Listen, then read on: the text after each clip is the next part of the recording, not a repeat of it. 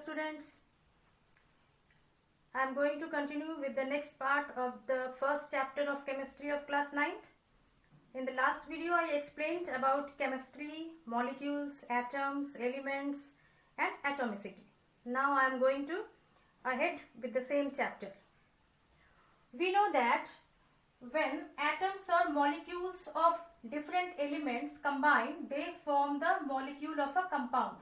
All of you know about the compounds and the elements. These are the two different elements. This is the element of sodium and this one is the element of chlorine. So when these two different elements are combining together, they form a molecule of compound. See, this is sodium chloride. Sodium chloride is a compound because we know that when the two different elements are combining together, they are reacting together, they form a molecule of compound. It is a molecule of a compound. Now, before 1600 AD, alchemists tried to represent the substance that they used for their experiment by different kinds of pictographic symbols. Okay, they were not using the symbol at that time, they were using some pictographic symbol for the elements. For example, they were showing the earth as a triangle. Like this, they were using so many pictographic symbols. Later, Dalton used some other type of symbols to represent elements. Example, he was using one circle for oxygen and he was using one circle with dot in its center as hydrogen.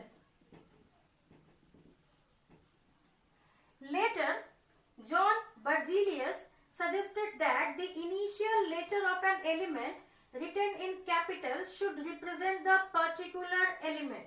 He suggested that the first letter of any particular element can be shown as a symbol of that particular element. For example, if you are writing oxygen, the initial letter is O, so the symbol will be O. Okay? Nitrogen, the initial letter is N, so the symbol will be N. Later on, however, the method suggested by him laid the basis of the IUPAC system also. IUPAC is a system of chemical formulas and the symbols. The full form of IUPAC is International Union of Pure and Applied Chemistry. It is based on the symbols and the chemical formula. So, what is a symbol? Symbol is the short form of an element that stands for the atom of a specific element used for the names of the elements. It is the short form of an element that stands for the atom, that stands for the atom of a specific element. O is an atom of this oxygen, N is the atom of this nitrogen. Okay, one atom of nitrogen, one atom of oxygen. So it is the short form of an element that stands for the atom of a specific element used for the names of the element. For example, sulfur, the symbol will be S. Okay, with the help of the name only they can use it as a symbol. Now one problem came. When the first letter of some elements are same, the elements are denoted by two letters. When the first letter of some elements are same, the symbol of those elements are denoted with two letters, first and the second letter of that name. For example, I am taking the example of these elements. You can see carbon, cobalt, copper, calcium, cadmium, chlorine. In all these elements you can see the first letter is same, C.